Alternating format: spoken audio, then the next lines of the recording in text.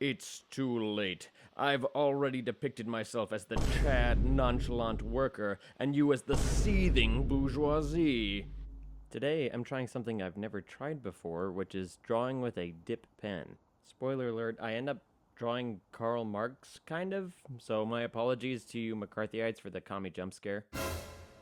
I'm currently working on a project that I can't tell you about actually, but I can say that I plan on doing the art in a kind of like a retro line work style. I ordered these tools specifically for the project, so before I begin on the main pieces, I'm freehanding some ink sketches to iron out whatever wrinkles present themselves. The first thing I noticed actually using a dip pen instead of like a micron or a ballpoint pen was just how freaking shaky my hand was. The dip pen is totally unforgiving when it comes to little minute wiggles. So between not having much for breakfast and the cup of coffee and it being my first time trying to sketch freehand with the dip pen, I definitely was startled at how shaky all my lines were. But I eventually started getting more comfortable and my strokes became more bold and consistent, which was nice.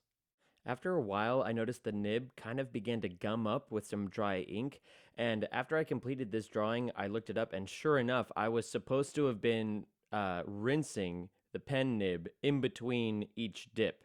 But thankfully, even though I am using waterproof India ink, I was able to wash it off before it became too dry, so I think my nib should be fine.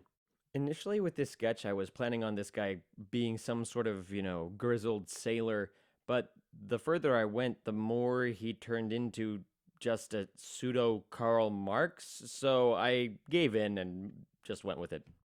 It ended up turning out a little rough, but for a freehand first try and having never used dip pens before to draw, I'm pretty pleased with it, and I definitely think that I'll be able to get a handle on this pretty quickly. Something that I'm actively trying to do, especially right now, is to broaden my horizons as an artist, as someone who has typically strayed away from color or even working in physical media because digital is just so easy and comfortable. But I've decided I really need to push myself and try new mediums and stuff like that. So hopefully you'll be seeing lots of videos of me making mediocre art in a medium that I've never tried before. Thumbs Thumbs up, up, everybody. everybody.